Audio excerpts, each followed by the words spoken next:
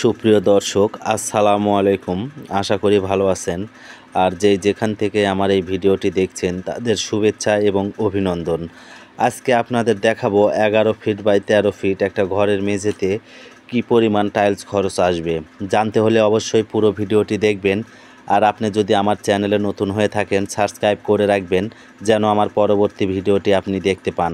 তো আসুন এবার হিসাব করা যাক। 11 ফিট বাই 13 ফিট একটা ঘরের মেঝের টোটাল স্কোয়ার ফিট আসবে আপনার 143 স্কোয়ার ফিট।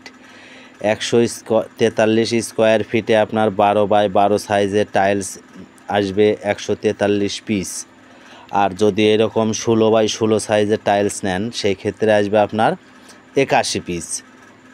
আর যদি 24 বাই 24 সাইজের নেন সেই ক্ষেত্রে আসবে 36 পিস। এ হলো আপনার 11 ফিট বাই 13 ফিট একটা ঘরের মেঝের একদম কমপ্লিট হিসাব।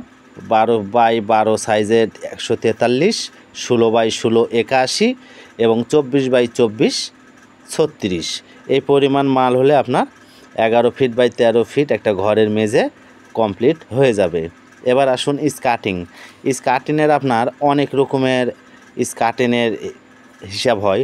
যেমন আপনার সর্বপ্রথম যেটা হচ্ছে এই ঘরের মেঝেতে যেমন আপনার 8 বাই 12 সাইজের টাইলস দিয়ে যে মডেলটা করা আছে, এইরকমভাবে 8 বাই 12 সাইজের টাইলস দিয়ে 8 ইঞ্চি হাইট করলে আপনার লাগবে 46 পিস। আর যদি 8 বাই 12 সাইজের টাইলস দিয়ে 12 ইঞ্চি হাইট করেন স্কার্টিনের তাহলে আসবে 70 পিস।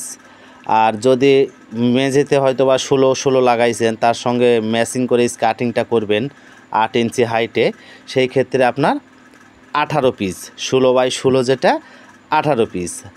আর 24 বাই 24 যদি হয় তাহলে একটা টালি 4টা ভাগ করে 6 ইঞ্চি, সেই হিসাবে আপনার 24 বাই 24 যেটা সেটা আসবে 12 পিস।